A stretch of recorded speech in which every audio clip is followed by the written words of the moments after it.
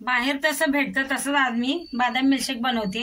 त्याच्यासाठी बघा अर्धा लिटर दूध घेतलंय। इथे मी 10-12 बघा बदाम घेतलेत, रातभर भिजू घालून ठेवले ते पाण्यात। आता याला मिक्सरच्या भांड्यात टाकूया। आता मी बघा दूध चांगलं असं शिजवून घेते। थोडंसं दूध याच्यातून आता काढून घेऊया आपण। थोडंसं आता काढून घ्यायचं दूध इथं मला। आणि बघा चॅनलला सबस्क्राईब करायला विसरू नका। चॅनलला सबस्क्राईब करा, लाईक करा। आता इथे बदामाची बघा पेस्ट बनवून घ्यायची याच्यात दूध टाकून।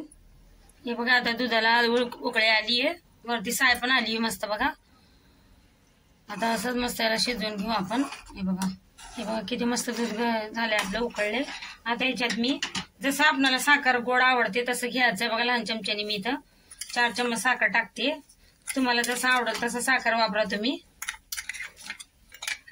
आता साखर अशी चांगली एकदम मिक्स करून घेऊ दुधासंग। आता याच्यात मी केसर टाकणार आहे ताकी त्याचा सुगंध मस्त येतो केसरचा आपल्या मिल्कशेक मध्ये। आता याच्यात केसर टाकूया आणि थोडेसे बदाम घेतले असे काप करून ते पण टाकूया। आणि चांगलं अजून दूध आपण शिजवून घेऊ मस्त। आणि बघा हे मी बदामाचं असं पेस्ट करून घेतली आहे मिक्सर मध्ये। हे पण आता टाकूया ह्याच्यात। चांगलं आता आपल्याला हे दूध मस्त असं घट्ट होस्तर शिजवून घ्यायचंय। हे बघा किती मस्त आपलं आता बदाम मिल्कशेक तयार होते। आणि अजून थोडी वेळ होऊ द्यायचं बस।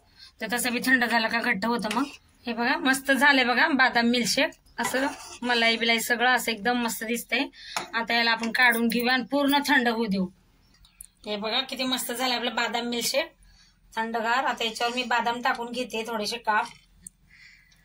यासाठी तयार आहे। तर लाईक करा, सबस्क्राईब करा चॅनलला।